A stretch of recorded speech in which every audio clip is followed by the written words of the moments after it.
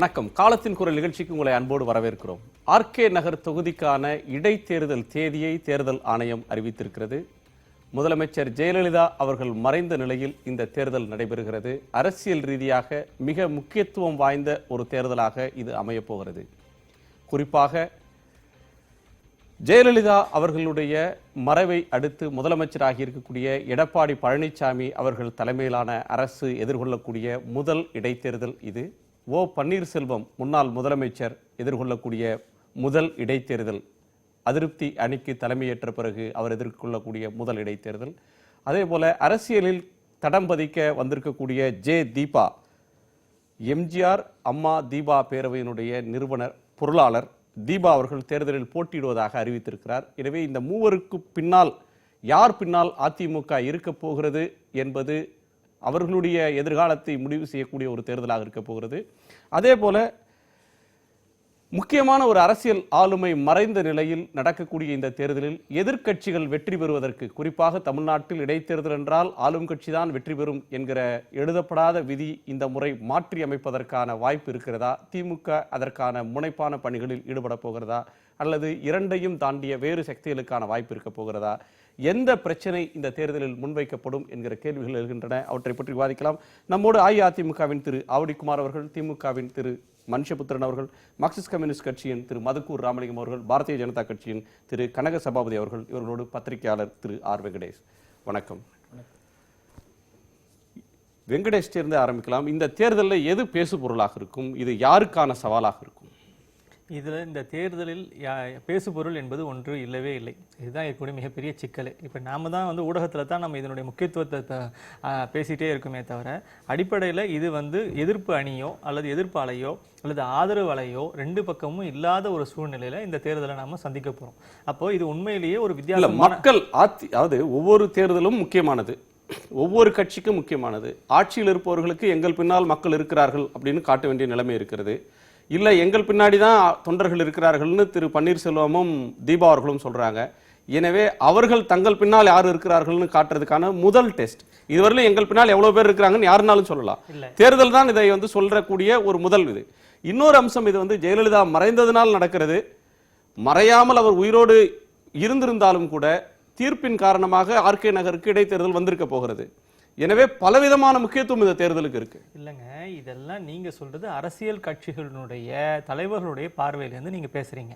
நான் என்ன கேட்கிறேன், மக்கள் மத்தியில இதற்கான எதிர்ப்பு அலையோ, இப்போ ஒருத்தர் வர வேண்டாம் அப்படிங்கிறதுக்கான எதிர்ப்பு அலையோ, இல்ல ஒருத்தர் வர வேணும் அப்படிங்கிறதுக்கான ஆதரவு அலையோ இன்னைக்கு இல்லாத ஒரு சூழ்நிலை இல்லைன்னு எப்படி முடிவு போறீங்க? என்ன இருக்கு நீங்க சொல்லுங்க. அதிமுக ஒரு வேட்பாளர் நிறுத்துறாங்க, பேசாதீங்க. அந்த தேர்தலை இல்லங்க, அந்த வேட்பாளரை அந்த தொகுதி மக்கள் எப்படி எதிர்கொள்ள போகிறார்கள்? இப்ப கேள்வி எதிர்ப்பு இல்லை அப்படின்ற முடிவுக்கு எப்படி வரீங்க? ஏன்னா இரு துருவத்து அரசியல் இருக்கக்கூடிய இரண்டு பெரிய தலைவர்கள் இன்றைக்கு செயல்பாட்டில் இல்லை.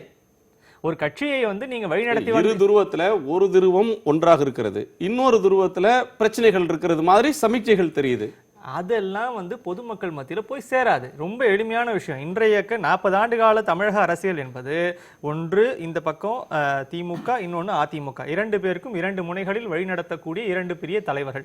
இவர்களை சார்ந்து இருக்கக்கூடிய ஒரு நேரடியான ஒரு போட்டி அல்லது நேரடியான ஒரு அரசியல் ரீதியான ஒரு மோதல் என்பதுதான் இன்றைக்கு ஒவ்வொரு இடைத்தேர்தலையும் சுவாரஸ்யப்படுத்தி இருக்கிறது, ஒவ்வொரு பொது தேர்தலையும் சுவாரஸ்யப்படுத்தி. இன்றைக்கு இரண்டு பெரிய தலைகளும் இல்லாத ஒரு சூழ்நிலையில் இதில் என்ன சுவாரஸ்யம் இருக்கிறது? இல்லாததுனாலதான் சுவாரஸ்யமே இருக்கு. இரண்டு தலைவர்கள் இல்லாதனால மக்கள் யார் பின்னால் இருக்க போகிறார்கள்? ஒவ்வொரு கட்சியும் பல பரீட்சை பண்ணி பார்க்கும். இரண்டு ஆளுமைகள் இல்லாதனால யார் அதுக்கு அடுத்த இடத்தை நிரப்பக்கூடிய வலிமை யார் அப்படின்னு சொல்ல வேண்டிய நிலைமை வரும். அந்த இடத்துல தான் நான் திருப்பி சொல்றேன், மக்களுக்கு இன்றைக்கு மிக பெரும் அளவுக்கு இந்த இருதுருவ அரசியலிலிருந்து வெளிவருவதற்கான ஒரு மிகப்பெரிய வாய்ப்பு காத்திருக்கிறது. மூணாவது துருவம் எங்க இருக்கு தெரியல, கேட்கலாம். மக்கள் ஓட்டு போடும்போது தான் நமக்கு தெரிய போகுது. மனுஷ், இது ஒரு கலர்ஃபுல்லான தேர்தல் அப்படின்னு நினைக்க தேவையில்லை. இது கட்சிகளுக்கு தான் கலர்ஃபுல் தேர்தல். மக்களை பொறுத்தவரை அப்படி இல்லை. எதிர்ப்பு அலை என்பது இல்லை, இரண்டு ஆளுமைகள் இல்லை. எனவே இது இன்னொரு சுவாரஸ்யம் இல்லாத ஒரு சாதாரண தேர்தல் அப்படின்ற பார்வையை வெங்கடேஷ் முன்வைக்கிறார். ஏற்கிறீங்களா? இல்லை, வெங்கடேஷ் சொன்ன எல்லா கருத்துக்களிலுமே எனக்கு மாறுபட்ட அபிப்பிராயம் இருக்கிறது. முதலாவதாக, பொதுவாக ஒரு கட்சியினுடைய ஒரு பெரிய தலைவர் மறைகிற போது ஒரு குறைந்தபட்சமாக இந்த கட்சிக்கு ஒரு அனுதாப அலை என்பது ஒன்று இருக்க வேண்டும்.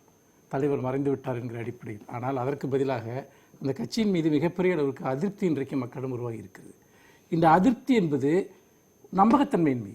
அதாவது ஒருபுறம் ஜெயலலிதா அவர்களுடைய மரணம் குறித்த கேள்விகள் மிக ஆழமாக மக்களிடம் இருக்கின்றன. அதை பற்றிய விவாதங்கள் தொடர்ந்து நடந்து கொண்டிருக்கின்றன. நேற்று வரை இதோடு சம்பந்தப்பட்ட எல்லோருமே இன்று பரஸ்பரம் ஒருவரை ஒருவர் குற்றம் சாட்டி கொண்டிருக்கிறார்கள். ஓபிஎஸ் அணி என்பது சசிகலா அணியையும், சசிகலா அணி என்பது ஓபிஎஸ் அவர்களையும் குற்றம் சாட்டி கொண்டிருக்கிறது. இதில் ஜெயதீபா நேரடியாக அதிமுக சார்ந்த எந்த அரசியலோடும் அவர் தொடர்பு இல்லாத ஒருவர். இன்னும் சொல்ல போனால் ஜெயலலிதா அவர்களுடைய காலத்திலேயே அவரோடு எந்த விதமான ஒரு அரசியல் ரீதியான தொடர்புகளும் இல்லாதவர். எந்த அளவுக்கு அவருடைய வாரிசாக மக்கள் ஏற்பார்கள், எந்த அடிப்படையில் வாக்களிப்பார்கள் என்பது அது ஒரு விசித்திரமான கேள்வி. ஏனென்றால் அரசியல் தொடர்பே இல்லாத ஒருவர் திடீரென தன்னை ஒரு அரசியல் வாரிசாக எப்படி நியமித்துக் கொள்ள முடியும் என்பது. ஆர்கே நகரை பொறுத்தவரையிலும் அதிகாரபூர்வமாக அறிவிக்கப்பட்ட ஃபர்ஸ்ட் கேண்டிடேட் அவங்க தான். அவங்க வந்து நான் போட்டியிடுவேன் அப்படின்னு சொல்லி தேர்தல் தேதி வர்றதுக்கு முன்னாடி சொல்லியிருக்காங்க. அவங்க கட்சியில் அவங்க சொல்லலாம். இப்போ திமுக வந்து பார்த்தீங்கன்னா விருப்ப மனு கொடுங்க நாங்கள் சொல்லியிருக்கோம். அது எங்கள் கட்சியோட நடைமுறை.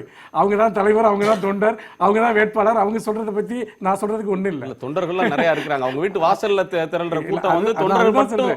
நாங்கள் வந்து பார்த்தீங்கன்னா முறைப்படி உடனே நாங்கள் அறிவிப்பு கொடுத்துட்டோம், விருப்ப மனு கொடுங்க அப்படின்னு சொல்லி. அது ஒரு பக்கம் இருக்கட்டும். இன்றைக்கு உள்ளக்கூடிய மிகப்பெரிய பிரச்சனை என்னவென்றால், இன்றைக்கு ரேஷன் கடைகளில் மக்கள் கியூவில் நின்று கொண்டிருக்கிறார்கள்.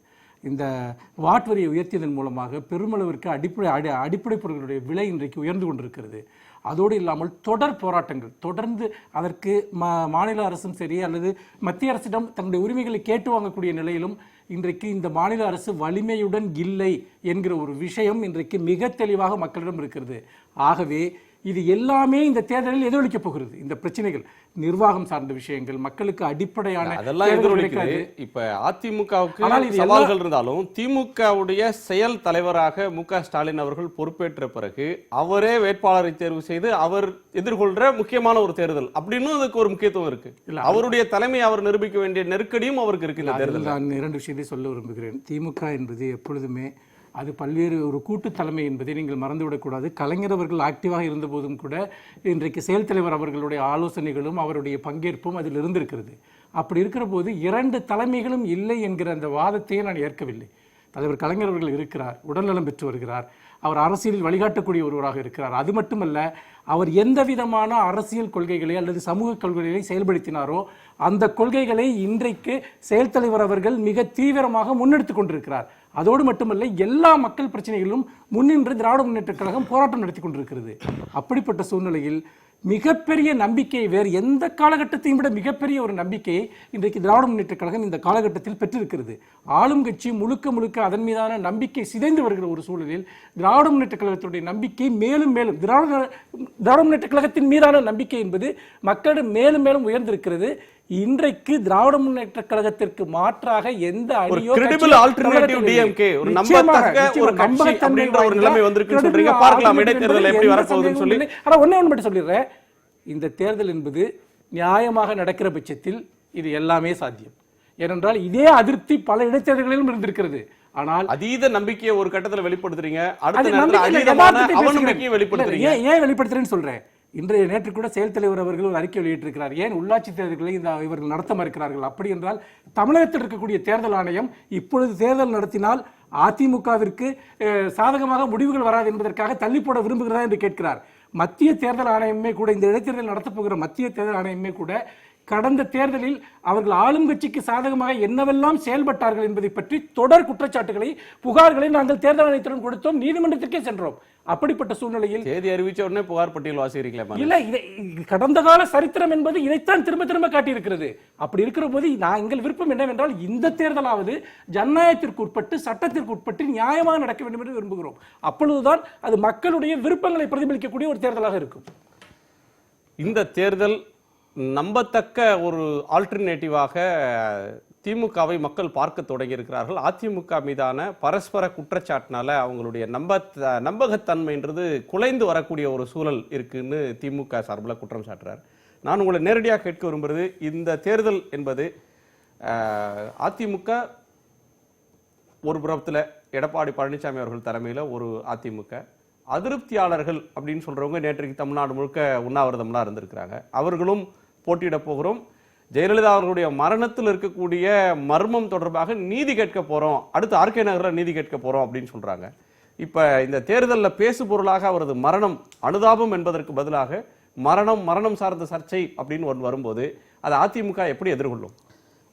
இன்றைக்கு தமிழ்நாட்டினுடைய அரசியல் நிலையை பார்த்தே கண்டால் இன்றைக்கு புரட்சித் தலைவி அம்மா அவர்கள் மரணம், அதனால் அரசியலில் அனைத்து இந்திய அண்ணா திராவிட முன்னேற்ற கழகம் தன்னுடைய நிலையில் ஒரு மாற்றத்தை சந்தித்துக் கொண்டிருக்கிறது. ஒரு பெரிய தலைமையினுடைய இழப்பு என்பது எங்களால் ஈடு செய்ய முடியாத ஒரு பேரிழப்பு. அந்த இழப்பை நாங்கள் ஈடு செய்வதற்கு முயற்சித்துக் கொண்டிருக்கிறோம். அதில் சில சர்ச்சைகளும் சம்பவங்களும் நடந்து கொண்டிருக்கின்றன, அது ஒரு பக்கம். ஆனால் இன்றைக்கு தமிழ்நாட்டினுடைய கள நிலவரம், அரசியல் நிலவரம் பார்த்தீங்கன்னா, கடந்த தேர்தல், சட்டமன்ற தேர்தலில் இருதுருவ அரசியலாக இருந்தது. அதிமுக அதுக்கு நியர்பை திமுக ரெண்டும் களத்தில் போட்டிட்டு இருந்தோம். அந்த நிலை மாறி இன்னைக்கு அதிமுகவுக்கு எதிர்ப்பே இல்லை. இன்னைக்கு யார் எதிர்ப்புன்னு தெரியல. அதனால தான் வாடிவாசல் தொடங்கி இன்னைக்கு நடுவாசல் வரைக்கும் மக்கள் வந்திருக்காங்க. அவங்களுக்கு ஒரு தலைமை இல்லை. இன்னைக்கு தலைமையற்ற தலைமை. அதிமுகவுக்கு எதிர்ப்பு இன்னைக்கு ராஜரத்னம் ஸ்டேடியத்துல இருக்கே. நீங்க அதிமுகவினுடைய தூரம் வரையிலும் எதிரிகளே இல்லைன்னு ஜெயலலிதா அவர்கள் சொன்னாங்க. நான் சொல்றேன், அது அவங்க கூடவே இருந்தவங்க எல்லாம் இன்னைக்கு யார் முதலமைச்சரா இருக்காங்க அவங்களுக்கு எதிர்ப்பா இருக்கிற நிலைமை தெரியுது. இல்ல, நான் அதை நானே ஒத்துக்கிட்டேன். அது எங்க கட்சிக்குள்ள இருக்கின்ற இந்த நேரத்தில் ஏற்பட்டிருக்கின்ற சலசலப்பு, சலனம், சண்டைன்னு கூட வச்சுங்க. அதை நாங்கள் சரிப்படுத்திக்குவோம். தேர்தலில் அதை எதிரொலிக்காத வகையில் நாங்கள் பாதுகாத்துப்போம். அது பெரிய தேர்தல் களத்தில் போய் நிற்க போகிறது இல்லை. களம் என்பது கட்சிகளுக்கிடையே தான் இருக்க போகுது. அப்போது அனைத்து இந்திய அண்ணா திராவிட முன்னேற்ற கழகத்துக்கு நேரடியாக எதிர்ப்பு சக்தியாக இருந்த திமுக அதை சரியாக, திமுகவின் மீது நம்பகத்தன்மை மக்களிடத்தில் இருந்திருந்தால் இன்றைக்கு வாடிவாசல் வந்திருக்காது, நெடுவாசல் வரைக்கும் போராட்டங்கள் மக்கள் கிட்ட போயிருக்காது. தலைமையற்ற தலைமை அந்த போராட்டத்தை நடத்த வேண்டிய நிர்பந்தம். எதிர்கட்சியின் மீதான அவநம்பிக்கையில தான் மக்கள் வீதிக்கு வர்றாங்களா? இந்த ஆட்சி எனக்கு அநீதி இழைச்சிருச்சு, இந்த ஆட்சியின் மீது எனக்கு நம்பிக்கை இல்லைன்னு மக்கள் வீதிக்கு வர்றாங்களா? இன்னைக்கு ரெண்டு போராட்டமே பாத்தீங்கன்னா மத்திய அரசாங்கத்தை எதிர்த்து.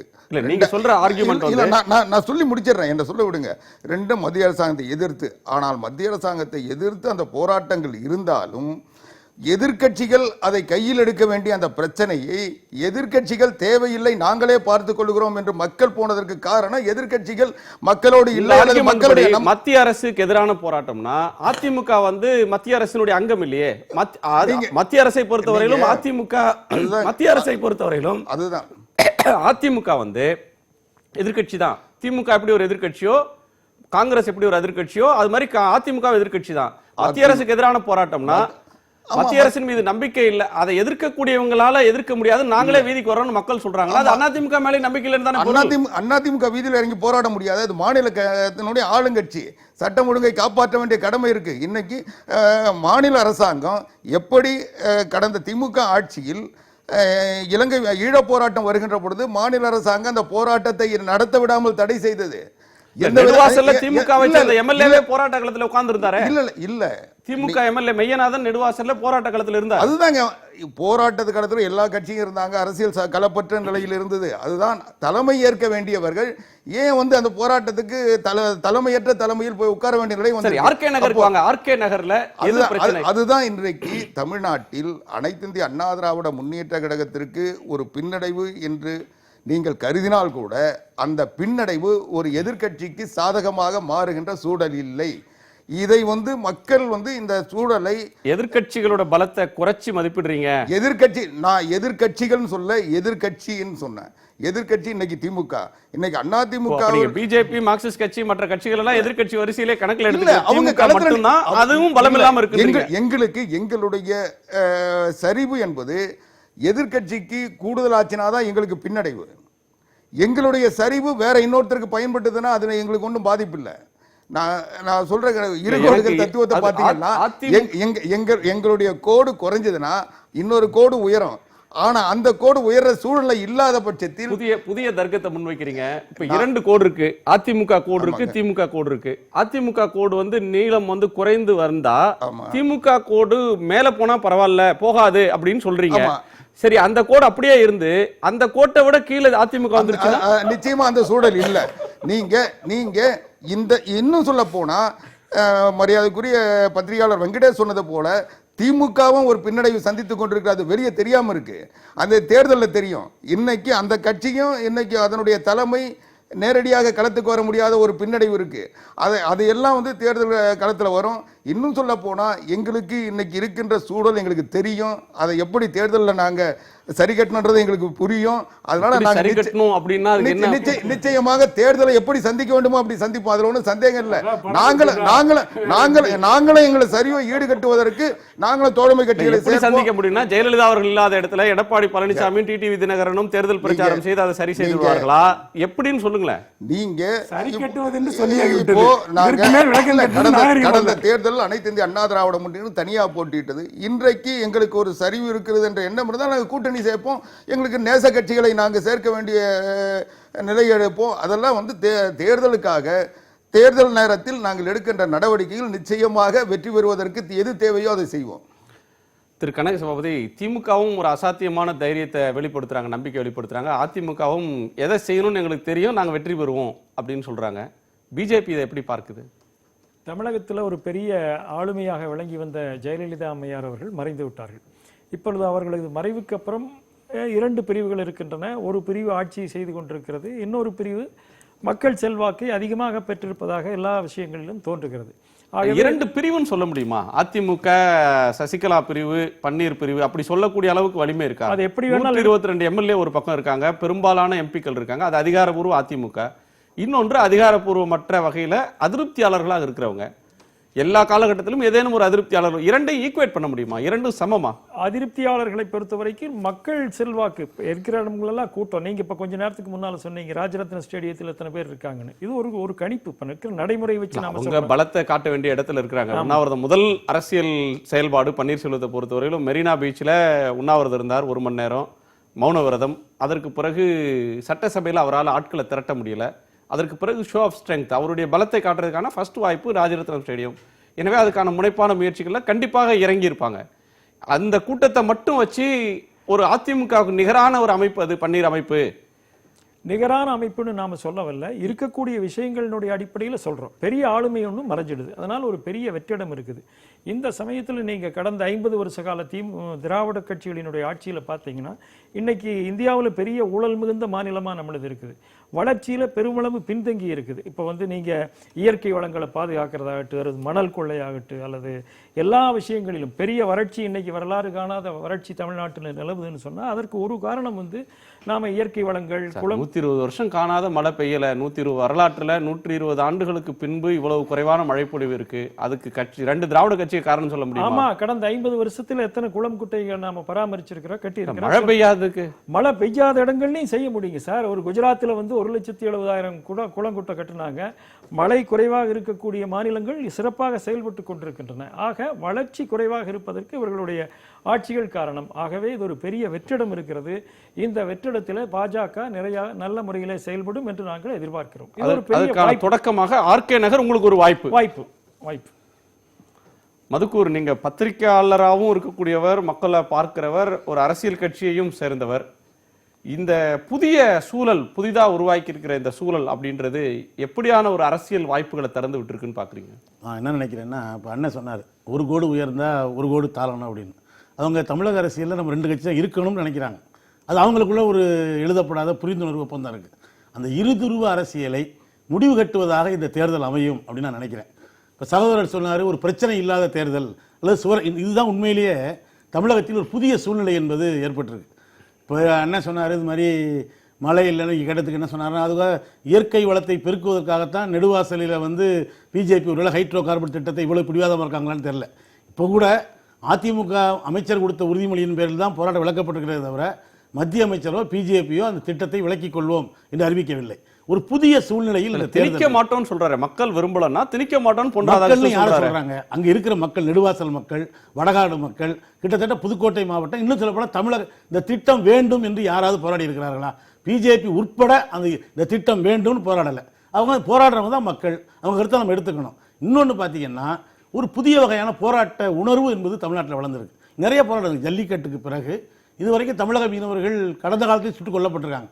ஆனால் 3வது நாளாக நாங்கள் ஒரு மத்திய அமைச்சர் இதுக்கு மேல் ஒன்றும் நடக்காது, எங்கள் உயிருக்கும் உடைமைக்கும் உத்தரவாதம் அளித்தால் ஒழிய நாங்கள் உடலை பெற்றுக்கொள்ள மாட்டோம் என்று ராமநாதபுரம் மாவட்டத்தில் மட்டுமல்ல தமிழகம் முழுவதும் மீனவர்கள் தொடர்ச்சியான போராட்டத்தை நடத்தி கொண்டிருக்கிறார்கள். தாமிரபரணியில் கூட இந்த இளைஞர்கள், மாணவர்கள் அரசியலை உற்று நோக்குகிற ஒரு போராட்ட சூழலில் இந்த தேர்தல் நடைபெறுகிறது. நீங்கள் சொன்ன தேர்தலுடைய விசேஷம் என்னன்னா, இந்த ஆர்கே நகர் தேர்தல் ஜெயலலிதா அவருடைய மறைவு நடந்தாலும் கூட உயிரோடு இருந்திருந்தாலும் ஆர்கே நகரில் தேர்தல் வந்திருக்கும் அப்படிங்கிறது தான் தேர்தலுடைய ரொம்ப விசித்திரமான ஒன்று. ரெண்டாவது, நேற்று முதல் குற்றவாளி யார் என்கிற பட்டிமன்றத்தை நீங்கள் சொல்றது எடப்பாடி தலைமையிலான அதிமுக என்னால் சொல்ல முடியல. அது சசிகலா தலைமையிலான அதிமுக தான் என்னால். அவர் தான் அந்த கட்சியின் பொதுச் செயலாளர் உள்ள இருக்காங்க. சிறையில் பொதுச் செயலாளர் இருக்க ஒரு தேர்தலை அதிமுக சந்திக்க போகுது. தினகரன், இந்த 3 அடுக்கு. இன்னொரு பக்கம் ஜல்லிக்கட்டு போராட்டத்தை கடைசி நேரத்தில் கொடூரமாக ஒடுக்கிய ஓபிஎஸ் அணி, அரசியலில் எந்த சம்பந்தமும் இல்லாமல் மறைந்த தலைவருடைய உறவினர் என்கிற ஒற்றை தகுதியை மட்டுமே வைத்துக்கொண்டு நான் வேட்பாளர் என்று அறிவிக்கிற ஒருவர். இந்த பின்னணிகளுக்கு மத்தியில் பிரச்சனைகள் நிறைந்ததாக இந்த தேர்தல் இருக்கும்.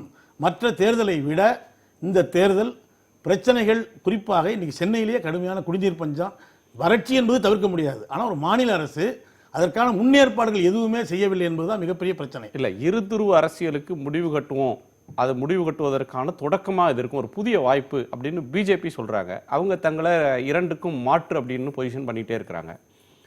அது எல்லா தேர்தல்களிலும் நின்றும் அவங்க முயற்சி பண்ணி பார்க்குறாங்க.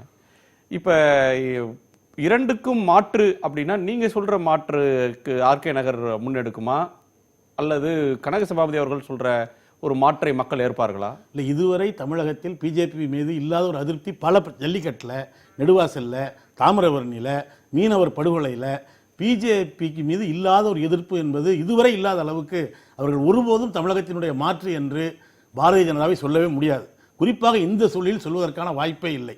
எங்கே வேணாலும் போய் விசாரிங்க, இந்த 4 பிரச்சனைகளில் பாஜக மீது தமிழக மக்கள் கடுமையான, நீட் தேர்வு உட்பட கடுமையான, வேண்டுமென்றே உருவாக்கக்கூடிய ஒரு எதிர்ப்பு அப்படின்னு பிஜேபி சொல்றாங்க. வேண்டுமென்றே திட்டமிட்டு பிஜேபியுடைய பெயரை குலைப்பதற்காக, நற்பெயரை களங்கம் விளைவிக்கிறதுக்காக தொடர்ச்சியாக சில சக்திகள் இதை செய்யறாங்க அப்படின்னு பிஜேபி சொல்றாங்க. இல்ல, அதாவது இப்படி நெடுவாசலில் நாங்கள் ஹைட் திட்டத்தை கொண்டு வர மாட்டோம் அப்படி சொன்னா பிஜேபி நல்ல பேர் வாங்கலாமே, தமிழ்நாட்டில் நல்ல கட்சியாக உருவெடுக்கலாமே.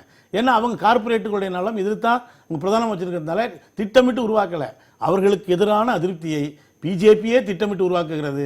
அது வேற யாரும் அவங்களுக்காக வேலை செய்ய, அவங்களே அவங்களுக்காக வேலை செஞ்சுட்டு இருக்காங்க, அவ்வளவுதான். இல்ல, அரவக்குறிச்சியிலயோ தஞ்சாவூர்லயோ கூட அவர்கள் வாங்கிய ஓட்டை மற்றவங்களால வாங்க முடியல, மக்கள் நல கூட்டணிலாம் தேர்தலை புறக்கணிக்கிற நிலைமைக்கு தானே போனீங்க. இல்ல, அரவக்குறிச்சி நீங்க சொல்றதுனால மனுஷ் கூட சொன்னாப்ல அவங்க ஏற்பாடு பண்ணுவாங்க. திமுக ஒன்றும் செலுத்தது கிடையாது. ஏற்கனவே சாத்தான்குளம் ஃபார்முலா இருக்கு, திருமங்கலம் ஃபார்முலா இருக்கு. இந்த இடைத்தேர்தல் என்று வந்தாலே அதிமுக திமுக 2 பேருமே இடைத்தேர்தல் ஃபார்முலா, ஏடிஎம்கேவோட ஃபார்முலா, திருமங்கலம் ஃபார்முலா, திமுக ஃபார்முலா, 2 பேர்ட்டையும் ஃபார்முலா இருக்கு. அதனால ஒருத்தருக்கு செலச்சவங்க கிடையாது. இன்னும் இந்த தேர்தலில் கடந்த திருப்பரங்குன்றம் தேர்தல் இந்த ஃபார்முலா எல்லாம் இருக்கும் போதே மாற்று இருக்குன்னு எப்படி சொல்றீங்க? மக்களை நாங்க இந்த ஃபார்முலா முடிஞ்சிருச்சு அப்படின்னு முடிவுக்கு வந்துட்டீங்களா? ஃபார்முலா செல்லாது, அது எக்ஸ்பைரி டேட் வந்துருச்சு அந்த ஃபார்முலாவுக்குன்னு சொல்றீங்களா? ஃபார்முலா இருக்க தானே போகுது. இல்ல, இது அதுதான் சொன்னேன், இதுவரை இல்லாத இளைஞர்கள், மாணவர்கள் அரசியலை கூர்மையாக கவனிக்கிறார்கள். இந்த ஃபார்முலாக்களை புறக்கணித்து விட்டு ஒரு புதிய ஃபார்முலா உருவாக்க நாங்கள் நினைக்கிறோம். இதில் ஒரு இப்போ நண்பர் சில விஷயங்களை சொன்னார். உங்களுக்கு நேரம் இருந்ததுன்னா பிரேக் அப்புறம் நான் அதை பற்றி பேச விரும்புகிறேன். உங்களுக்கு பிரேக் வந்துருச்சுன்னா அதை நீங்கள் கட் பண்ணாதீங்க. ஏன்னா முக்கியமான ஒரு விஷயத்த நீங்கள் ஒன்று சொல்லுவீங்க, அதுக்கு அவர் பதில் சொல்லணும். அவர் சொன்ன இந்த மாணவர்கள், இளைஞர்கள் அவர்கள் ஒரு மாற்றை விரும்புகிறார்கள் என்றால், சில மாணவர்கள் வைக்கக்கூடிய கோஷம் என்பது திமுக வேண்டாம், அதிமுக வேண்டாம் என்றெல்லாம் அவங்க வைக்கவில்லை, அரசியல் கட்சிகளே வேண்டாம் என்கிற கோஷத்தை வைக்கிறார்கள். அப்படி என்றால் அதில் இடதுசாரிகளும் இருக்கிறார்கள், மக்கள் நல கூட்டணி இருக்கிறது, விடுதலை சிறுத்தைகள் இருக்கிறார்கள். இந்த உண்மைகளை எல்லாம் கணக்கில் எடுத்துக்கொள்ள வேண்டும். அரசியல் வேண்டாம் என்கிற கோஷம் யாரால் எங்கே விதைக்கப்படுகிறது? இன்றைக்கு இளைஞர்களை ஒரு அரசியல் ரீதியான மாற்றை நோக்கி வரவிடாமல் தடுப்பதற்காக யாரோ அதை இளைஞர்களிடம் விதைக்கிறார்களா என்கிற சந்தேகத்தை நான் எழுப்ப விரும்புகிறேன். ஏனென்றால் எல்லா நாடுகளிலும், இந்தியாவில் மட்டுமல்ல, தமிழகத்தில் மட்டுமல்ல, ஒரு அரசியல் கட்சியின் மீது அதிருப்தி இருந்தால் உடனே மக்கள் மாற்றாக ஜனநாயகபூர்வமாக யார் அரசியல் கட்சிகள் இயங்கக்கூடிய கட்சிகள் இருக்கிற தலைவர்கள் மேல ஒரு அவநம்பிக்கை ஏற்பட்டா அப்படி இளைஞர்கள் சொல்ல மாட்டாங்களா? அந்த இளைஞர் அந்த அவநம்பிக்கை இல்லைன்னு சொல்ல முடியுமா? ஆர்கியூ பண்ண முடியுமா? நான் அப்படி சொல்லல. அந்த அவநம்பிக்கை என்பது ஒட்டுமொத்தமாக இன்றைக்கு இளைஞர்கள் அப்படி ஒரு அதிருப்திக்கு வருகிறார்கள் என்று சொன்னால், அந்த களத்தில் இன்றைக்கு பல அரசியல் தலைவர்கள் வருகிறார்கள், பல அரசியல் தலைவர்கள் அதில் பங்கேற்கிறார்கள். அது மட்டுமல்ல, இன்றைக்கு ஒரு போராட்டம் நடக்கிறது என்று சொன்னால் அந்த போராட்டத்தை சட்டமன்றத்திலோ பாராளுமன்றத்திலோ எதிரொலிக்க வேண்டியவர்களாக, அதை அடுத்த கட்டத்திற்கு கொண்டு செல்லக்கூடியவர்களாக அரசியல் கட்சிகளோ எதிர்கட்சிகளோ தான் இருக்கின்றன. நீங்கள் அது நெடுவாசல் போராட்டமாக இருக்கலாம், அல்லது ஜல்லிக்கட்டு போராட்டமாக இருக்கலாம். அப்படி பார்க்கிற போது ஒரு ஜனநாயக அமைப்பிற்குள் அரசியல் கட்சிகளே வேண்டாம், அரசியலே வேண்டாம் என்கிற ஒரு குரலை ஊக்குவிக்கக்கூடிய ஒரு போக்கு என்பது மிக ஆபத்தானது. இது யாருக்கு பயன்படும் என்று சொன்னால், அரசியல் ரீதியான மாற்றுகள் வராமல் தடுக்க விரும்புகிறார்கள் அல்லவா, அவர்களுக்கு தான் இது பயன்படும். இளைஞர்களிடம் இதை விவாதிக்க வேண்டும். அரசியல் கட்சி இல்லாமல் உங்கள் கோரிக்கைகளை எப்படி எடுத்து செல்வீர்கள்? அல்லது நீங்களே இன்னொரு விவாதம். இல்ல நான் என்ன சொல்றேன், இல்லைன்னு சார், இதுக்கு முன்னாடி தமிழகத்தில் நடந்த பல போராட்டங்களை, ஜனநாயகத்திற்கான போராட்டத்தை, மக்களுக்கான போராட்டங்களை அரசியல் கட்சிகள் தானே முன்னெடுத்திருக்கின்றன. அப்படி இருக்கிற போது ஜல்லிக்கட்டு போராட்டத்திலே கூட மெரினால தடியடி நடக்கும் வரை அரசியல் கட்சிகள் வர வேண்டாம்னாங்க. தடியடி நடந்த பிறகு நீங்கள் அரசியலற்ற தலைமைக்குள் நீங்கள் இளைஞர்களை உருவாக்குவது என்பது, அதை உற்சாகப்படுத்துவது என்பது மிக ஆபத்தான போக்கு. அது அப்படியே அரசு அவர் உற்சாகப்படுத்தினாருன்னு முடியாது. இந்த சவால் யாருக்கு? இந்த சவாலில் வெல்ல போவது யார்? ஆர்கே நகரை நோக்கி நம்ம போவோம். மெரினால இருந்து கொஞ்ச தூரத்துல இருக்கு. நம்ம ஒரு இடைவேளைக்கு ஒரே ஒரு வார்த்தை நான் என்ன சொல்லிடுறேன்னா, இந்த 2 அரசியல் கட்சிகள் நாங்கள் மாற்று என்கிற விஷயத்தை போன சட்டசபை தேர்தலில் முன்வைத்தார்கள். பெரிய கூட்டணிகளை எல்லாம் அமைத்தார்கள். என்ன நடந்தது? பெரும்பாலான மக்கள் 80% வாக்குகளை இந்த 2 அரசியல் கட்சிகளுக்கு தான் அளித்தார்கள். அன்றைக்கு மாற்று என்கிற கோஷம் உச்சத்தில் வைக்கப்பட்டது.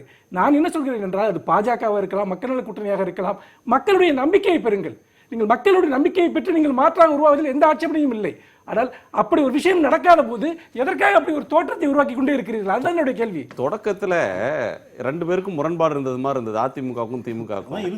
இப்ப இல்ல சார், 2 பேரும் மாற்றுன்னு சொல்ல உடனே அந்த மாற்றுக்கு சொல்றேன், எங்களுக்கு தான் 80% பேர் ஓட்டு போடுறாங்க. ஏன் சொல்றேன்? இப்ப அதுக்கு அவர் சார் சொன்னார் இல்லையா, 50 வருட கால திராவிட ஆட்சியில எதுவுமே நடக்கலன்னு சொன்னார் இல்லையா. ஏராளமான விஷயங்கள் நடந்ததுனாலதான் இந்த கட்சிகளை தாண்டி அவர்களால் வர முடியவில்லை. ஏனென்றால் சமூக நீதி திட்டங்கள், சமூக நல திட்டங்களின் வழியாக வளர்ச்சியை பற்றி நீங்க சொல்றீங்க. உங்களுக்கு எத்தனை புள்ளி வர நான் கொடுக்கட்டும்.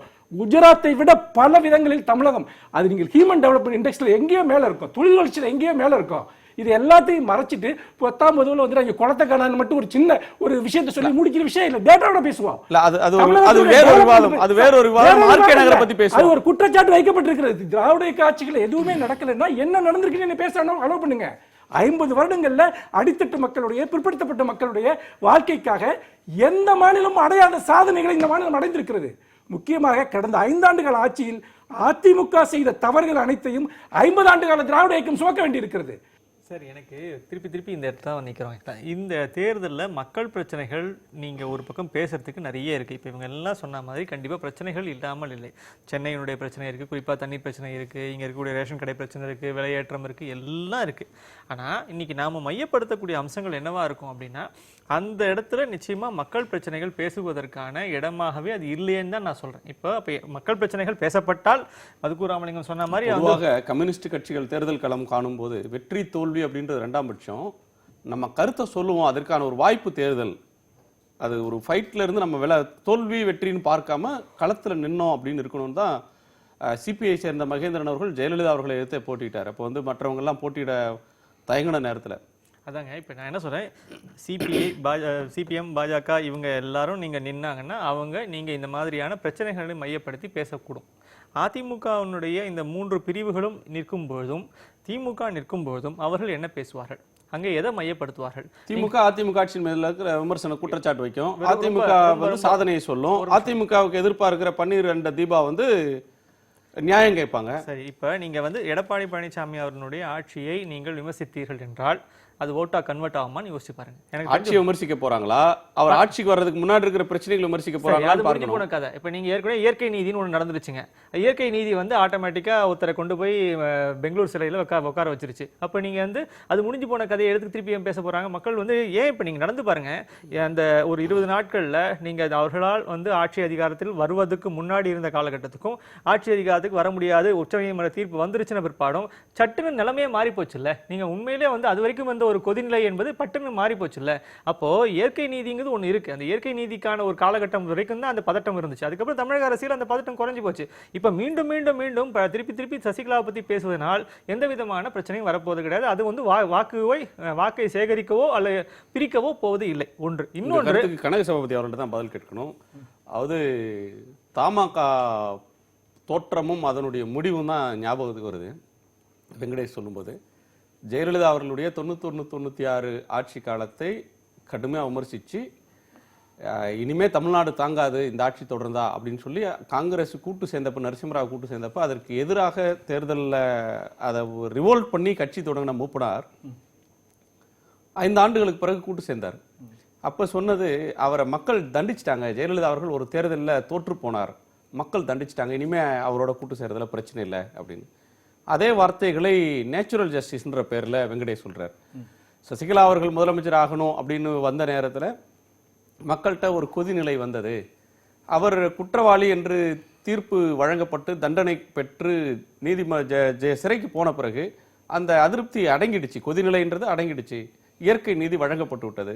எனவே அடுத்த ஆட்சி நடந்து கொண்டிருக்கிறது, அது போயிட்டு இருக்கு. எனவே இதுல பிரச்சனை ஒன்றும் இல்லை. இல்லை, அப்படி சொல்ல முடியாதுங்க. இப்போ சசிகலா அம்மையார் தான் பொறுப்பில் இருக்கிறாங்க. இதை பொறுத்த வரைக்கும் நிறைய அதிருப்தி மக்கள் முன்னால் இருக்குது. கட்சியே அவர்களை தொண்டர்கள் ஏற்றுக்கொள்ளாத சூழ்நிலை இருக்கிறது. ஆகவே அது ஒரு மிக முக்கியமான பிரச்சனை தான். அதற்கு முன்னால 2 நண்பர்கள் சொன்னதற்கு சுருக்கமா பதில் சொல்ல விரும்புகிறேன். நம்ம முக்கூர் சகோதரர் சொன்னார், மதுக்கூர் சொன்னாரு, அவர் வந்து ஜல்லிக்கட்டுலேருந்து தாமிரபரணி வரைக்கும் எல்லாத்துக்குமே மோடி காரணம்னு சொன்னார். கம்யூனிஸ்ட்டுக்கு எல்லாம் எது நடந்தாலும் நாட்டில் மோடி சொல்கிறது தான் அவர்களுடைய வாடிக்கை. ஜல்லிக்கட்டில் எவ்வளவு சீக்கிரமாக மோடி அரசு செயல்பட்டதுன்னு தெரியும். நெடுவாசல் திட்டத்தில் கொண்டு வந்தபோது இவங்க கம்யூனிஸ்ட் எம்எல்ஏ தான் இருந்தாங்க. அப்போ என்ன பண்ணிட்டு இருந்தாங்கன்னு தெரியல.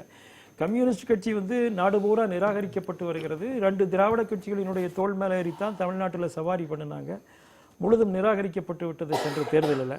அதனால் அதை பற்றி நாம் சொல்ல வேண்டியதில்லை. அவர் சகோதரர் மனுஷ் சொன்னார், இவர் திராவிடத்திற்கும் காட்சிகள் நிறையா செய்தது அப்படின்னு சொல்லிட்டு. திராவிடம் பிஜேபியோடு ஒப்பிடும்போது நிறைய முன்னால் இருக்குதுன்னு சொன்னார். அது நாம் தனியாக கூட விவாதமாக வச்சுக்கலாம். ஆனால் 2 விஷயங்களையும் மட்டும் சொல்ல விரும்புகிறேன். ஒரு விவசாயத்தை எடுத்துக்கங்க. பாஜக ஆளக்கூடிய இப்போ குஜராத்தில் 10% மேற்பட்ட வளர்ச்சி, மத்திய பிரதேசத்தில் 20% மேற்பட்ட வளர்ச்சி விவசாயத்தில். தமிழ்நாட்டில் என்ன சூழ்நிலை இருக்குது? நான் கல்வித்துறையிலிருந்து வர்றேன். கல்வித்துறையில் இன்னைக்கு எந்த துணைவேந்தராவது பணம் கொடுக்காமல் துணைவேந்தராக முடியுமா பல்கலைக்கழகத்தில்? இது அதிமுக கொண்டு வந்ததில்லை, திமுக ஆட்சியில் ஏற்பட்டது தான். ஆக இதெல்லாம் ஒரு பெரிய சீரழிவு. எந்த ஸ்டேட்ல இருந்தது? இல்லை, நான் சொல்லி முடிச்சிடறேன். திமுகவா அதிமுக ஆட்சி பண்ணுதா? பேசி முடிச்சிடறேன், இன்னைக்கு சொல்லுங்க. ஆகவே இதெல்லாம் ஏதோ எல்லாம் நல்லா நடக்குதுங்கிறது கிடையாது. இது சம்பந்தமா நாம விரிவாக கூட பேசுறோம். ஆர்கே நகர்ல எதிரொலிக்க போதா? ஆர்கே நகரை பொறுத்த வரைக்கும் இது பெரிய ஒரு இடம் வந்திருக்கிறது. 2 திராவிட கட்சிகளுக்கு மாற்றாக இடம் வந்திருக்கிறது. அதுல பிஜேபி கண்டிப்பாக மிக முக்கிய அம்சமாக இந்த முறையில் விளங்கும். கடந்த 6 மாதமாக நாடு பூரா நடைபெற்றுக் கொண்டிருக்கிற தேர்தலில் பிஜேபி பெரும் வெற்றியை ஈட்டி வருகிறது. ஒரிசா போன்ற மாநிலத்திலேயும் கூட பெரிய அளவுக்கு வெற்றி வந்திருக்கிறது. ஆகவே இது பிஜேபிக்கு ஒரு பெரிய தொடக்கமாக இருக்கும் என்று நாங்கள் நினைக்கிறோம்.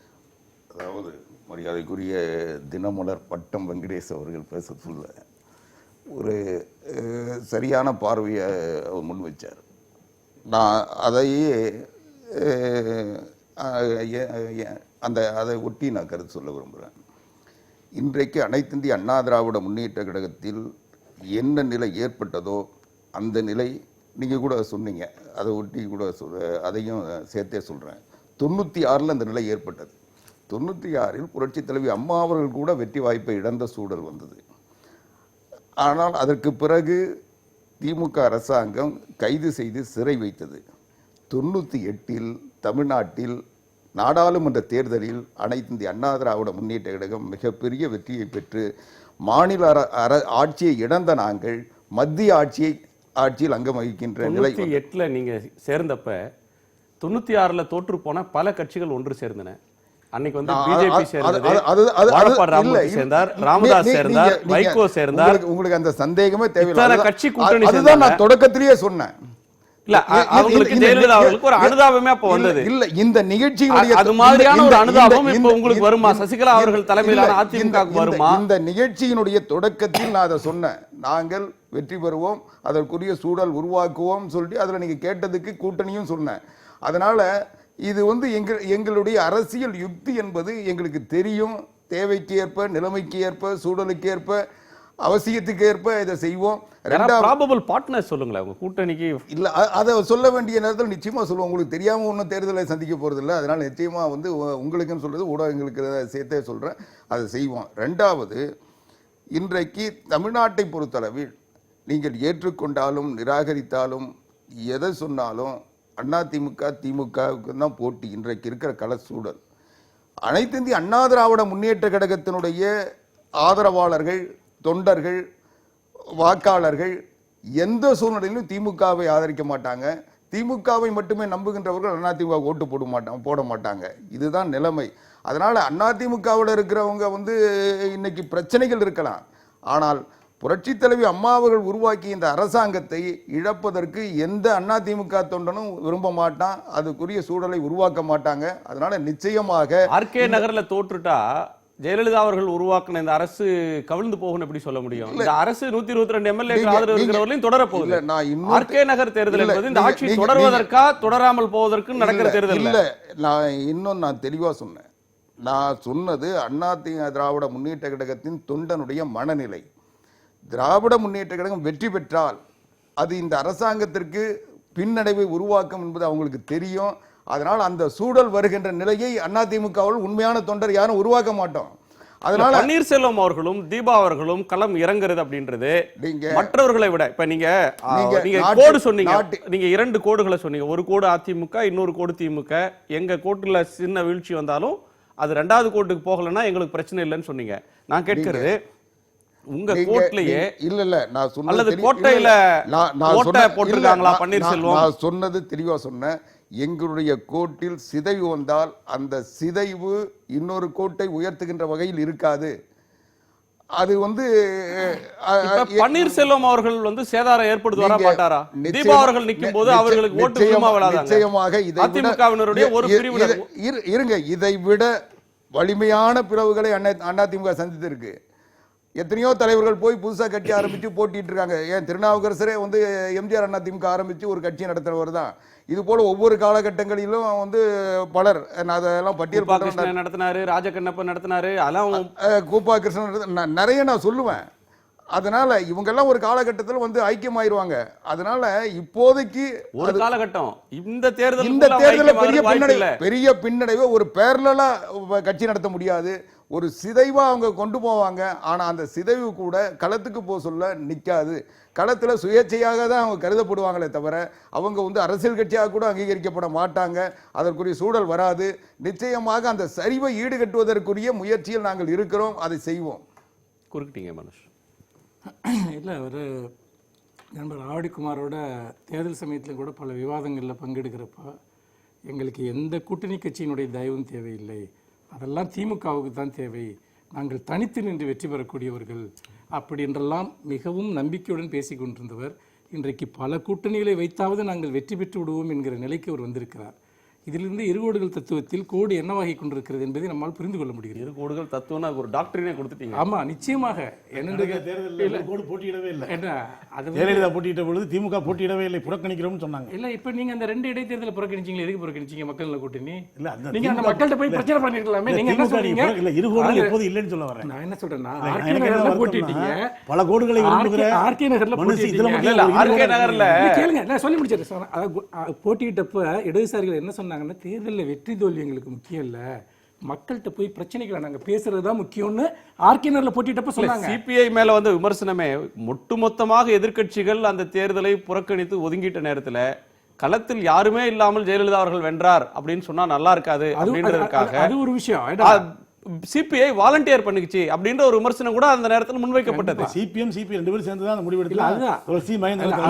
அப்ப என்னன்னு கேட்டீங்கன்னா, அந்த கோட்பாட்டின்படி கூட அவங்க அதுக்கு பின்னாடி அந்த 2 இடைத்தேர்தலில் நின்று மக்கள்கிட்ட அந்த பிரச்சனையை வளர்க்குற பணியை செஞ்சிருக்கலாம். அதை செய்யல. இன்னொன்னு, திரும்பவும் இந்த இருகோடுகள் தத்துவத்துல சின்ன கோடு பெரிய கோடு விஷயத்த சொல்றேன். போன தேர்தலில் இந்த கோட்டுக்கு இடையில என்ன வித்தியாசம் இருந்தது? ஜெயலலிதா இருந்தார், அவருடைய வலிமையான தலைமை இருந்தது, கட்டுக்கோப்பான ஒரே கட்சி இருந்தது. ஆனால் அவர்களுக்கும் எங்களுக்கும் 1.1% வாக்கு வித்தியாசம். நாங்களும் எங்கள் கூட்டணி கட்சிகளும் சேர்ந்து 98 இடங்களை வென்றோம். சில இடங்களில் தோல்வி என்பது 4000-5000 ஓட்டு வித்தியாசத்தில் அல்ல, 400-500 ஓட்டு வித்தியாசத்தில் கூட இருந்தது. ஆனால் ஒரு ஜனநாயக அமைப்பில் அப்படித்தான் நடக்கும். அதை பற்றி அது வேறு பிரச்சனை. அப்படி இருக்கிற போது இன்றைக்கும் திமுக அதே நிலையில் இருக்கிறது, அதை விட வலிமையாக இருக்கிறது. ஆனால் அதிமுக 3 துண்டுகளாக சிதறி இருக்கிறது.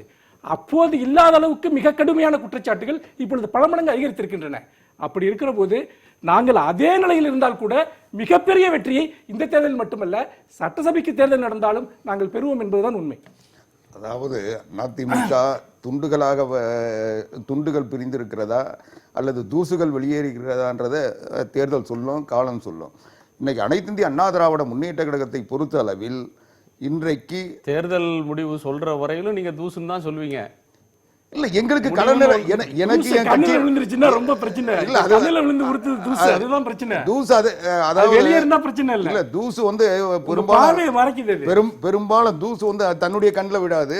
அது தன்னுடைய உடம்புல இருந்து வேற தான் போகும். வெளியே இருக்க தூசு தான் நம்ம கண்ணை உறுத்தும், தாக்கும். அதனால தூசு என்பது அது எங்க போய் நான் இன்னும் சொல்ல விரும்புறேன். இன்றைக்கு தத்துவமா இருக்கு இன்னைக்கு காலத்தில் இவர்கள் வந்து தத்துவமா இருக்கு, இலக்கிய நரம்பா போயிட்டு இருக்கு. நான் இன்னும் சொல்றேன், இன்றைக்கு பன்னீர்செல்வம் போட்டியிடுவது அண்ணா ஆளுங்கட்சியினுடைய உரிமைக்காக இல்லை, எதிர்க்கட்சியினுடைய தலைமைக்காக. அதனால் பின்னடைவு என்பது எதிர்க்கட்சிக்கு தானே தவிர எங்களுக்கு இல்ல. நான் அவர் வந்து அந்த தேர்தலில் ஜெயிச்சிட்டா அவர் எதிர்க்கட்சி தலைவர் ஆயிடுவாரா? இல்லங்க, எதிர்க்கட்சியினுடைய இப்போ அதிமுக அரசாங்கத்தை குறை சொல்லிவிட்டு பெறுகின்ற வாக்குகளை தான் அவர் பங்கு போட போறாரு. இல்ல, எங்களுக்கு ஆதரவான வாக்குகள்ல அவர் கை வைக்க இல்ல, முடியாது. உங்களுக்கான ஆதரவான வாக்குகளை தான் அவர் குறிவைக்கிறார். அவர் வந்து நிச்சயமா இப்ப திமுக போட்டியிடுகிறது. இல்ல, ஒரு நிமிஷம். சொல்லிட்டு எங்களுக்கு ஆதரவான வாக்குகள் திமுக போட்டியிடுகிறதுன்னு சொன்னா அவங்க வந்து நீட்ட பேசுவாங்க, மற்ற பிரச்சனைகளை பேசுவாங்க. ஆனால் பன்னீர்செல்வம் நேற்றைக்கு பேசின பேச்சும், தீபா இன்று மாலை பேசிய பேச்சும், ஜெயலலிதா மரணத்தில் மரணம் இருக்கிறது, அந்த மரணம் பற்றி மக்கள்கிட்ட கேள்வி கேட்போம், நிறைய கேள்விகளை அந்த தேர்தல் காலத்துல எழுப்போன்றாங்க. அது யாரை பாதிக்கும்? இல்ல, அந்த கேள்வி வந்து இவர் கேட்கறதுக்கு முன்னே திமுக கேட்டுருச்சு. அதனால அதுல கூட முன்னுரிமை அவங்களுக்கு தான் இருக்கு. அதனால இது எல்லாம் நாங்க தேர்தல் காலத்தில் பார்த்துக்கிறோம். இந்த கேள்வியை யார் எழுப்புகிறார்கள் என்பதும் கேள்வி இருக்கு. அந்த எடுப்பதற்குரிய தகுதி அவங்களுக்கு இருக்கிறதாவே வந்து பலர் நினைக்கல. ஏன்னா அந்த யார் பதில் சொல்ல வேண்டுமோ அவங்களே கேள்வி எழுப்புறது வந்து அரசியல்ல சகஜமா இருக்கலாம், ஆனா உண்மையா இருக்காது. இப்போ பொதுவாகவே இன்றைக்கு எங்களை பொறுத்த வரைக்கும் அனைத்திந்திய அண்ணா திராவிட முன்னேற்ற கழகம் புரட்சி தலைவர் எம்ஜிஆர் காலத்திலிருந்து எங்கள் ஓட்டு என்பது திராவிட முன்னேற்ற கழகத்துக்கு எதிரான ஓட்டு. அந்த ஓட்டை வந்து யாரும் பிரிக்க முடியாது. இன்னைக்கு பன்னீர்செல்வம் பிரிப்பது என்பது எதிர்க்கட்சிகளுக்கு வர வேண்டிய ஓட்டில் தான் பங்கு வைக்க முடியுமே தவிர அதிமுக இருக்கிற ஓட்டில் பங்கு வைக்க முடியாது. நல்ல பார்வையா இருக்கும். பன்னீர்செல்வம் அவர் வந்து சொல்லக்கூடிய ஒரு எதிர்க்கட்சிகள் பார்வை யாராவது வந்து எதிராக அவர் அரசியல் யார் அவர் சொல்றத நீங்க பாராட்டுறீங்க, நீங்க சொல்றத அவர் பாராட்டுறாரு. ரொம்ப காம்ப்ளிமெண்டா இருக்கு நீங்களா? எதிர்க்கட்சிகளுடைய வாக்குகளை தான் அவர் பிரிப்பாருங்கிறார். அப்ப உண்மையிலேயே ஆளுங்கட்சியோட வாக்குகளை பிரிக்கிற அளவுக்கு அவர் சக்தி இல்லைன்னு சொல்ல வரீங்களா? எனக்கு தெரியல. இல்ல, இது நீங்க எப்படி ஏற்றுக்கொள்றீங்க? இல்ல, இல்ல, இல்ல, இல்ல, இல்ல, பன்னீர்செல்வம் இல்ல, வாங்குற ஓட்டு, ஒரே ஒரு 1000 ஓட்டு வாங்கினாலும் 500 ஓட்டு வாங்கினாலும் திமுக காரராவது ஓ பன்னீர்செல்வத்துக்கு ஓட்டு போட போறாரு, பிஜேபி காரரா போட போறாரு, கம்யூனிஸ்ட் காரரா போட போறாரு. இல்ல, இப்ப மக்களின் கட்சி சார்பற்ற மக்கள் ஓட்டு போடுவாங்க அல்லது அதிமுகவுடைய ஒரு பிரிவினர் போடுவாங்க. ஒரே ஒரு விளக்கம். அதாவது ஒரு கட்சி என்பது, கட்சியினுடைய அமைப்பு என்பது ஒரு 10% 15% தான். மற்றது ஆதரவு ஓட்டு, வெளியே ஓட்டு. அந்த வெளியே ஓட்டை தான் அவங்க குறிவைக்க முடியுமே தவிர கட்சியினுடைய ஓட்டை குறிவைக்க முடியாது. அந்த வெளி ஓட்டு யாருடைய ஓட்டுன்னு சொல்றேன். வெளி ஓட்டு அது எந்த ஒரு கட்சிக்கும் ஒண்ணு ஆட்சிக்கு ஆதரவான ஓட்டு அல்லது எதிரான. அப்படி இல்ல. இப்ப காலங்காலமாக அதிமுகவுக்குன்னா அதிமுகவுடைய நேரடி உறுப்பினர்கள், அதற்கு வெளியில இருக்கிற ஒரு ஆதரவு தளம். திமுகனா திமுகவுடைய கோர் மெம்பர்ஸ், கோர் ஆர்கனைசேஷன், அதற்கு பின்னாடி ஒரு ஆதரவு தளம். இல்ல, நீங்க இது ரெண்டு இல்லாம எந்தவித நோக்கமும் இல்லாமல் ஒரு பொதுவான ஓட்டு 40-50% இருக்கு. பன்னீர்செல்வம் அவர்கள் குறிவைக்க போறது பொதுமக்களுடைய ஓட்டு தான், கட்சி ஓட்டு இல்லன்றீங்க. அதுதான் இது எப்படி பாக்குறது? அந்த ஓட்டு இல்ல, அந்த ஓட்டு இந்த ஆட்சிக்கு ஆதரவா இருக்கு. சரி, உங்களுக்கு ஆதரவான ஒரு பொதுமக்கள் ஓட்டு உங்களை விட்டுட்டு போயிடுச்சுன்னா அது உங்களை பாதிக்காதா? இல்ல, அதாவது அது வந்து பாதிக்கும்ன்றது உண்மை. ஆனா இன்றைக்கு ஆட்சி தொடர வேண்டும் என்று நினைக்கின்றவர்கள், இந்த ஆட்சி நீடிக்க வேண்டும் என்று நினைக்கின்றவர்கள் எந்த சூழ்நிலையிலும் பன்னீர்செல்வத்துக்கு ஓட்டு போட மாட்டாங்க. யார் இந்த ஆட்சி வேண்டாம்னு நினைக்கிறாங்களோ அவங்க தான் ஓட்டு போடுவாங்க. இப்போ அந்த ஓட்டு திமுகவுக்கு தான் போக வேண்டிய ஓட்டா இருந்திருக்குமே தவிர, அல்லது வேற ஒரு எதிர்க்கட்சிக்கு போக வேண்டிய ஓட்டா இருக்குமே தவிர, எங்களுக்கு எந்த சூழ்நிலை வராத ஓட்டு தான் அது. அதனால அதை பத்தி நாங்க வந்து கடந்த தேர்தலில் ஒரு பாயிண்ட்டுக்கு நேரா கேட்கிறேன். கடந்த தேர்தலில் ஜெயலலிதா அவர்கள் நின்ற போது அவருக்காக வாக்களித்த வாக்காளர்கள், அவங்க அதிமுக இருக்கலாம், அதிமுகவுக்கு அனுதாபிகளா இருக்கலாம், ஆதரவாளர்களா இருக்கலாம், அவர்கள் இந்த தேர்தலில் இதே அதிமுகவுடைய வேட்பாளர், அதிமுக யாரை நிறுத்தினாலும் அதே அளவுக்கான ஆதரவை தருவாங்களா? நிச்சயமா தருவாங்க. என்னன்னா, அதாவது அதாவது சசிகலா அணியை தவிர இவங்க 2 பேருமே, ஓபிஎஸ், இவர் தீபா 2 பேருமே ஜெயலலிதாவுடைய மரணத்துக்கு நீதி கேட்டு தான் நடத்த போறார்கள்.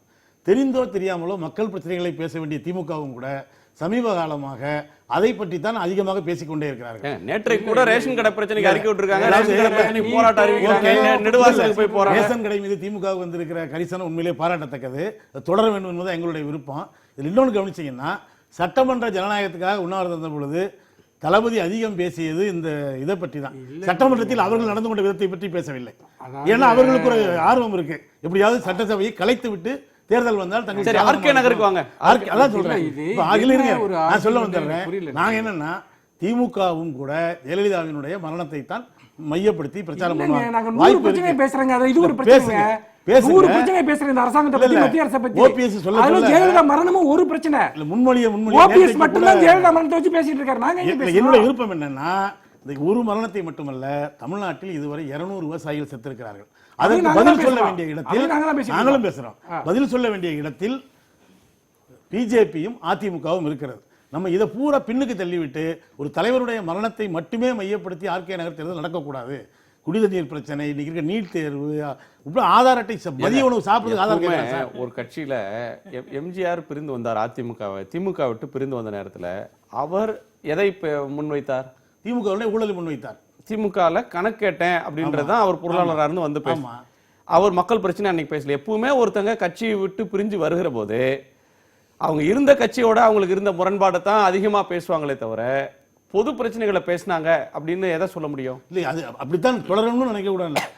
இப்போ வந்து வெளியே வந்தவர் ஓபிஎஸ் இதான் பேசிட்டு இருக்காரு, எதை பத்தி பேசுறதா தெரியல. நேற்று வரைக்கும் அங்க இருந்தவர் தான் அவர். சரி, ஆனா மக்கள்கிட்ட அது பேசுறதுக்கான காரணம் என்னன்னு சொன்னா, அதை பேசினால் தங்களுக்கு ஆதரவு வரும். ஒரு பிரச்சனையை ஒரு கட்சி எது கையில் எடுக்கிறது, ஒரு இயக்கம் எது கையில் எடுக்கிறது? கொள்கை லட்சியம் பார்ப்பட்டு அந்த லட்சியத்தை நோக்கி ஒருத்தங்களை கொண்டு வரணுன்றதுக்கு பேசுறது ஒன்று. இன்னொன்று, இதை பேசினா மக்கள்கிட்ட செல்லுபடி ஆகும், இதை பேசினா மக்களை ரீச் ஆகும் அப்படின்னு சொல்லி பேசுறது ஒன்று. சரி, ரெண்டாவது ஒரு அம்சம் அவங்களுக்கு புலப்பட்டு இருக்குது, இதை பேசினா மக்கள்கிட்ட எடுபடும் அப்படின்ற ஒரு எண்ணத்துக்கு பன்னீர் அணி வந்திருக்கலாம்.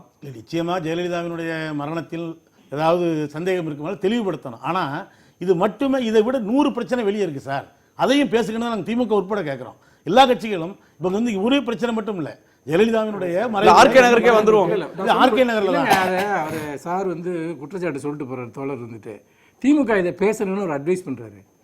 அவர்கள் பேசியதை விட அதிகமான பிரச்சனைகளை இன்றைக்கு திமுக பேசுகிறது, போராட்டம் நடத்துகிறது, களத்தில் முன்னெடுக்கிறோம், சட்டமன்றத்தில் பாராளுமன்றத்தில் எல்லா இடத்திலுமே நாங்கள் செய்து கொண்டிருக்கிறோம். அப்படி இருக்கிறப்ப ஏதோ ஜெயலலிதா மரணத்தை பற்றி மட்டுமே வைத்துக்கொண்டு திமுக அரசியல் செய்வது போன்ற ஒரு தோற்றத்தை ஏற்படுத்துவதும், இவர்களில் மட்டும்தான் மக்கள் பிரச்சனை பேசுவது போன்றும் அது தவறான அணுகுமுறை. செய்தித்தாள்களை படி எங்கள் நாட்டில் என்ன நடக்குது என்பதை பாருங்கள். இதை நான் சொல்வதற்கு வருத்தமாக இருக்கிறது எனக்கு. அப்படி இருக்கிற போது இந்த விஷயத்தில் ஒரு அடிப்படையான ஒரு பார்வை, நீங்கள் ஒரு முதலமைச்சரனுடைய மரணம் என்பது அவ்வளவு சாதாரண விஷயமா? ஒரு சாமானியனுடைய மரணத்தை விட ஒரு அதிகாரத்தில் இருக்கக்கூடிய ஒருவருடைய மரணம் தொடர்பாக இத்தனை சந்தேகங்கள், கேள்விகள் எழுப்பப்படுகிறது என்றால், அதுவும் மக்களுடைய மனதில் அது ஒரு ஆழமான சந்தேகங்கள் எழுப்புகிறது என்றால், அது அரசியல் மனதில் சந்தேகம் இருக்கா அல்லது மக்கள் மனதில் சந்தேகம் இருக்கணும்னு தொடர்ந்து பேசுறாங்களா? நல்லா நீங்க ஒரு விஷயத்தை எடுத்துங்க. இது அரசியல் கட்சிகள் சந்தேகம் விதைக்கப்படுதா? நீங்க பாருங்க, நீங்க அரசியல் கட்சிகளை மட்டும் நீங்க எடுத்துக்காதீங்க. ஏன் சமூக வலைத்தளங்கள்ல இவ்வளவு பேர் அதை எழுதுறாங்க? ஓபிஎஸ் கூட்டக்கூடிய கூட்டங்களுக்கு ஏன் மக்கள் வர்றாங்க? அவர் இந்த பிரச்சனையை பத்தி மட்டும் தானே பேசுறாரு. இதுல இன்னொன்னு என்னன்னா, இன்னொன்னு கேள்வி சேர்த்து எழுப்பப்படுது. அது அதிமுக காரங்களும் எழுப்புறதுதான். ஓபிஎஸ் நேற்று வரை கூட இருந்தார், அப்பொழுது ஏன் எழுப்பாது இப்பொழுது எழுப்புகிறார்? மக்களும் எதிர்க்கட்சிகளும் எழுப்பிய கேள்விகள் இப்போது ஏன் எழுப்புகிறார் என்று சொல்லுகிற போது, இவர்கள் 2 பேரை பற்றியுமே மக்களுக்கு ஒரு ஆழ்ந்த ஐயம் உருவாகிறது. இவர்கள் 2 பேருமே சேர்ந்து கொண்டு நேற்று எதையோ மறைத்தார்கள், இப்பொழுது அவர்களுக்கு இருக்கக்கூடிய சச்சரவின் காரணமாக இதை மூடி மறைக்கிறார்கள் என்று. ஆகவே இந்த கட்சி என்பது இன்றைக்கு ஓபிஎஸ் ஆக இருக்கலாம், சசிகலாக இருக்கலாம், ஜெயலலிதாவுடைய மரணத்தை இவர்கள் கையாண்ட விதம் மூலமாக ஒட்டுமொத்தமாகவே ஒரு சந்தேகத்திற்குரிய நகர்ல பிரச்சாரமா இருக்க போது அவங்க பிரச்சாரமா சார், இது உணர்வுபூர்வமான ஒரு பிரச்சனை. முதலமைச்சருக்கே ஒரு மாநிலத்தில் பாதுகாப்பு இல்லைன்னா ஒரு சாதாரண மனிதனுக்கு என்ன சார் பாதுகாப்பு இருக்கு? அதுதான் தேர்தல் பிரச்சாரத்தில் முன்வைக்கப்படும். இதை மட்டும் இல்ல, நாங்க இந்த ஆட்சியினுடைய இந்த 5.5 ஆண்டு கால அவலத்தினுடைய எல்லாத்தையும் பேசுவோம். ஆனா இதையும் சேர்த்து முக்கியமாக பேசுவோம். ஏன்னா ஒரு முதலமைச்சருக்கே பாதுகாப்பு இல்லாத மாநிலத்தில் யாருக்குமே பாதுகாப்பு இல்லை ஏற்பட்டு விட்டது. அதாவது தமிழ்நாடு இன்றைக்கு சந்தித்துக் கொண்டிருக்கின்ற இந்த மாநிலம் சார்ந்த பிரச்சனைகளை முன்வைக்காமல், அல்லது இந்த அரசாங்கம் இன்னும் விரைவாக வேகமாக செயல்பட வேண்டும் என்பதற்குரிய ஆக்கப்பூர்வமான கருத்துக்களை முன்வைக்காமல், இன்றைக்கு அனைத்திந்திய அண்ணா திராவிட முன்னேற்ற கழகத்தினுடைய முதலமைச்சர் புரட்சி தலைவி அம்மா அவர்கள் மரணத்தை ஏற்பட்ட சந்தேகங்களை வைத்துக்கொண்டு முகநூலில் வேணா இவங்க முதலமைச்சராக முடியுமே தவிர, வெற்றி பெற முடியுமே தவிர, தேர்தல் களத்தில் வெற்றி பெற முடியாது. காரணம், மக்கள் இன்றைக்கு புரட்சி தலைவி அம்மா அவர்கள் மீது இருந்த பற்றின் காரணமாக ஆவடிக்குமார் ஒரு புது பதத்தை தராரு. நீங்க தான் ஏற்கனவே 2வது பதத்தை தந்தீங்க, முதலமைச்சர், மக்கள் முதலமைச்சர், இப்ப முகநூல் முதலமைச்சர்னு ஒண்ணு சொல்றீங்க. இல்ல, மக்கள் இன்றைக்கு மக்கள் புரட்சி தலைவி அம்மா அவர்கள் மரணம் ஏற்படுத்திய அதிர்ச்சி அவர்கள் இயல்பா உங்களுக்கு அனுதாபம் வரணும் இல்ல சார்? ஏன் அது அனுதாபமாக வராம கேள்வி வருது? நான் முடிச்சிடறேன். அந்த அதிர்ச்சியிலிருந்து அவங்க இப்படி ஒரு சம்பவம் நடந்ததை எதிர்கொள்ள முடியாத நிலையில் அவர்கள் மீது இந்த விஷம பிரச்சாரங்களும் அவதூறுகளும் இன்றைக்கு முகநூல் சமூக வலைதளங்களின் மூலமாக எளிமையாக கொண்டு போய் சேர்த்திருக்காங்க. அதை நாங்கள் புரிஞ்சுக்கிட்டோம். அதை எப்படி எதிர்கொள்ளணும்னு எங்களுக்கு தெரியும். நாங்கள் அதை தேர்தல் காலத்தில் எதிர்கொள்ளிக்காத வகையில் நாங்கள் அதை கையாளுவோம். நாங்கள் உண்மையை சொல்லி நேர்மையோடு தேர்தலை சந்திப்போம். நிச்சயம் வெற்றி பெறுவோம். ஒரு நீதிபதியே சொன்னார் சார், மனசுல சந்தேகம் இருக்குன்னு. மத்த போறவங்க வர்றவங்க இல்ல, ஒரு நீதிபதி சொன்னது தவறுங்க. எனக்கே சந்தேகம் இருக்கு. நீதிபதி சொன்னது தவறு. வேற ஆள் கேட்க நீங்க உள்நோக்கி தீர்ப்பல்ல. அது தீர்ப்பல்ல. அது தீர்ப்பல்ல. நீதிபதி மனம் போன போக்குல பேசின ஒரு பேச்சு. மற்றவர்கள் பேசலாம். ஒரு குடிமகனாக எனக்கும் உங்களுக்கும் உரிமை இருக்கு. அவருடைய கருத்தை திணித்தார். அதாவது எல்லா நீதிமன்றத்திலையும் சட்டபூர்வமா நடக்கிற விசாரணைகளுக்கு மேல நீதிபதிகள் கமெண்ட் சொல்றாங்க சார். நீதிபதிகள் சொல்றாங்க. ஒரு நிமிஷம் வழக்கு வந்தா வழக்கு இல்ல சார், அவருடைய வழக்கு இல்ல, அவர் நடத்தின வழக்கு இல்ல, ஒரு விசாரித்த வழக்கு இல்ல. அது it's not part of a judgment, it's not a part of verdict. நான் என்ன சொல்றேன், அதுக்கு எந்த பொருளும் இல்ல. சாதாரண ஒருத்தன் வழிபோக்கன் பேசக்கூடிய சாதாரணமான ஒரு கமெண்ட்க்கு என்ன வேல்யூ, அதுதான் நீதிபதி சொன்னாலும் நீங்க என்ன சொல்றீங்கன்னா, ஒண்ணு எதிர்க்கட்சிகள் குற்றம் சாட்டுதுன்னு சொல்றீங்க, உள்நோக்கம் இருக்குன்னு சொல்றீங்க. அப்போ இந்த குற்றச்சாட்டை எழுப்புற எல்லாருமே உள்நோக்கம் கொண்டவங்களா? எல்லா பொறுப்புல இருக்கவங்க எதிர்க்கட்சியே உள்நோக்கங்கிறீங்க. சமூக வளத்துல எழுதுனா அவனுக்கு எல்லாம் எந்த மதிப்பு இல்லைங்கிறீங்க. நீதிபதி ஒரு நிமிஷம், நீதிபதி ஜட்ஜ்மெண்ட்ல சொல்லாம, ஒரு ஜட்ஜ்மெண்டா எழுதாம, உத்தரவு போடாம சாதாரணமா போற போக்குல சொன்னா அது மனம் போன போக்குல சொன்ன ஒரு கருத்து. அப்படிதான் பார்க்க முடியும். நன்றி, உங்க இருவருக்கு நன்றி. மற்றவங்க கருத்தை கேட்கணும்.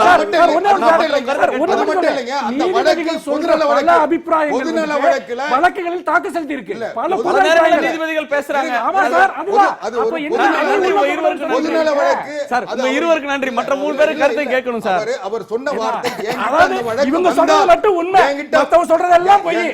சசிகலா சொல்றது மட்டும் தான் உண்மை. ஜெயலலிதா மரணத்துல பலகீனத்தை மறைக்கிறதுக்காக நீங்க அடுத்தவங்க பேச விடாம தடுக்கிறது மூலமா உங்களுடைய நிலையை எஸ்டாப்லிஷ் பண்ணாதீங்க.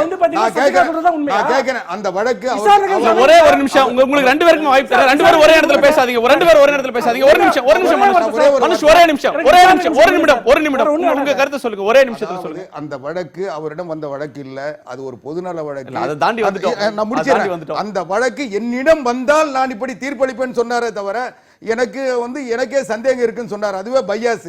2வது அவர் சொன்னது அந்த இடத்தை தோண்டி பிரேத பரிசோதனை செய்வேன்னு சொன்னாரு. அதை எந்த அதிமுக தொண்டை மட்டும் இல்ல, தமிழ்நாட்டில் இருக்கிற எந்த வாக்காளரும் ஏத்துக்க மாட்டான். அம்மாவுடைய வாக்காளருடைய கருத்து கேட்டு நீதிமன்றம் உத்தரவு போட முடியாது. நீதிமன்றம் தனக்கு தோன்றினால் சொல்லலாம். அவர் சொன்னது அவர் தீர்ப்பா சொல்லல. அதான் அதோட பிரச்சனை. நன்றி நன்றி நன்றி நன்றி நன்றி. அதிகாரத்துக்கு உட்பட்டதோ அவருடைய தீர்ப்புக்கு உட்பட்டதோ இல்ல, அவருடைய கருத்து. அந்த கருத்தை அவர் நன்றி. நம்ம ஆர்கே நகர்ல இருந்து ஹைகோர்ட்டுக்கு போயிட்டோம் சொல்லி ஒரு நிமிஷம் அந்த பிரேத பரிசோதனை நடத்துவோம், அந்த இடத்துல தோண்டுவோம் சொன்னாரு. அதுவே இன்னைக்கு அதுவே அவருடைய உள்நோக்கத்தை காட்டுகிறது. நன்றி நன்றி. மனுஷ், ஒரே லைன், ஒரு லைன். விசாரணை வேணும். உங்களுடைய கருத்து. ஆர்கே நகர் ஆட்சிக்கு வர போறதுல நீங்க நடத்து. நன்றி நன்றி. ஆர்கே நகர் தேர்தல் விவாதம் எப்படி இருக்க போகிறது என்பதற்கு இது ஒரு முன்னோட்டமாக அமைந்து விட்டது. திமுகவும் என்பது கிட்டத்தட்ட இதைத்தான் பெருசா முன்னெடுக்க போறாங்கிறத காட்டுது. இல்ல இன்னொன்று என்னுடைய கருத்து என்னன்னா, இடைத்தேர்தலை பொறுத்தவரை தமிழகத்தில் இடைத்தேர்தல் என்றாலே ஒரு பணத்தேர்தலாக மாற்றிய பெருமை திமுக, அதிமுக ஆகிய 2 கட்சிகளுக்கு உண்டு. அதற்கு சின்ன உதாரணம் போன இந்த தேர்தல் நிச்சயமாக ஆர்கே நகர்ல பணம் பொருளும் அதுல எந்த சந்தேகம். தேர்தல் ஆணையம் என்ன சொன்னாலும் இல்ல ஒரு ஊடகவியலாளர் என்னால கணிக்க முடியுது. நம்ம தேர்தல் ஆணையம் இதற்கு முன்னாடி பல என்ன சொல்றதுன்னு தேட வேண்டியது இருக்கு. பல எச்சரிக்கைகள், கடும் எச்சரிக்கை, இறுதி எச்சரிக்கை அப்படிலாம் சொல்றாங்க. ஆனால் எந்த எச்சரிக்கையும் செல்லுபடியாகல. சலுகைகள் கொடுக்கிற ஒரு அமைப்பா தான் தேர்தல் ஆணையம் போயிடுது. நான் ஒரே ஒரு தேர்தல் வாக்குறுதி கொடுக்க முடியும். மார்க்சிஸ்ட் கம்யூனிஸ்ட் கட்சியோ அல்லது நாங்கள் ஆதரிக்கிற சிபிஐ விடுதி தின்றால் நாங்கள் நிச்சயமாக வாக்காளருக்கு பணம் கொடுக்க மாட்டோம்.